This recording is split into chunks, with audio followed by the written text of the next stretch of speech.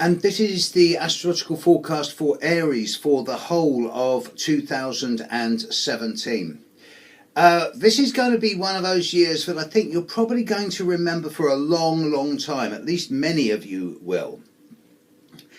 It's probably going to be a better year than 2016 for most of you, at least from April onwards. I think the hardest time of 2017 is definitely going to be the first 3 months and probably the first 2 months. So for many of you, I suggest you kind of metaphorically hold your breath until you get into March or April. But the more you get into the second quarter of the year, the more you should find that at least financial and business opportunities should be presenting themselves more and more, especially in the first 9 months of the year. Whilst the first quarter of the year is potentially the most chaotic and disruptive, it's also the most innovative, with a lot of disruption and chaos for those people who are stuck in a rut and don't want to make changes, and a lot of innovation and novelty for those people who are open to allowing change to come into their life. There's certainly a lot of produce coming up in second and third quarter of the year as a result of the changes being made in the first quarter. From October onwards, the pressure and the intensity of 2017 will begin to dissipate. This year isn't so much brand new, as in novel and innovative, but it does take some of the ideas of 2016 that have been forged out of the pressure and starts turning them into something real. It brings an element of structure and boundary and hard work into the equation, resulting in feelings of consolidation and establishment.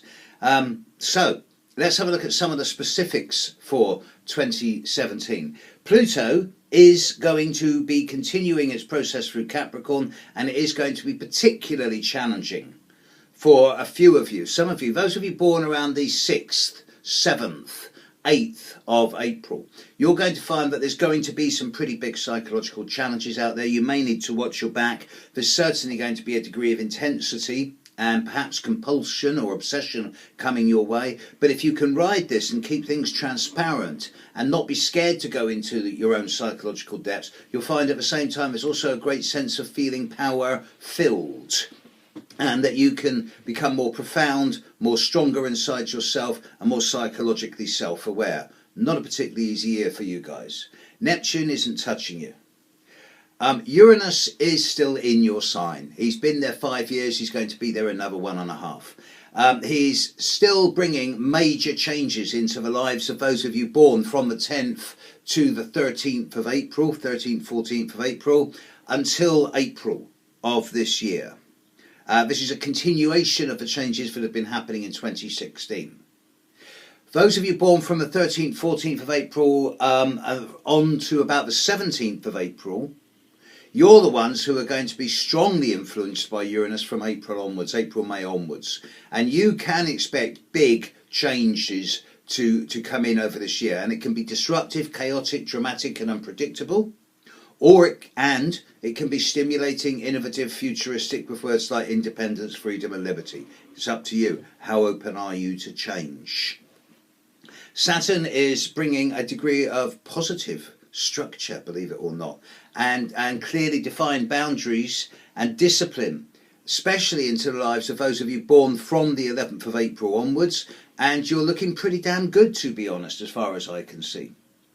Jupiter is a bit over the top at the moment. He's opposite Uranus in your sign and squaring Pluto, and this is going to continue until halfway through the year.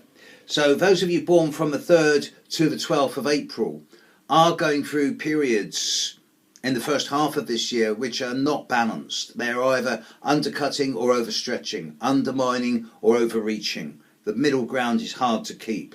From August, September onwards, Jupiter's going to really suddenly stimulate those of you born from the 12th of April onwards in a way that probably talks of a lot of travel, but also things getting a little bit out of hand. The Aries full moon is on the 5th of October. The Aries new moon is on the 28th of March. Mercury will be in Aries from the 13th to the 31st of March, But then it retrogrades back into Aries again from the 20th of April to the 16th of May.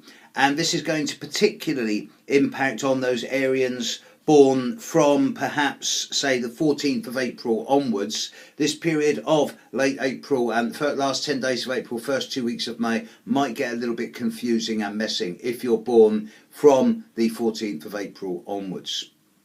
Venus is going to do its retrograde thing in your sign this year. This only happens every 8 years, so it'll enter Aries on February the 3rd and then retrograde out back into Pisces on the 3rd of April.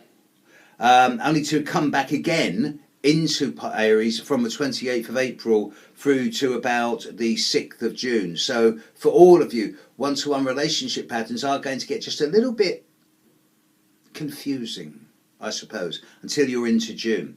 Mars is going to enter your sign at the end of January the 28th, leaving on the 10th of March. So this is the period where if you want to do anything that requires physical energy, this is the time to do it. Great time for initiation, stimulus, and starting something new. Big thank you to all those Arians who have helped me with your donations over this last 12 months. It's people like you who keep people like me going, and I will continue to keep pumping out free astrology into the world in as many new ways as possible. So thank you all for your support, and to all Aries, have a great 2017. See you soon. Cheers. Bye.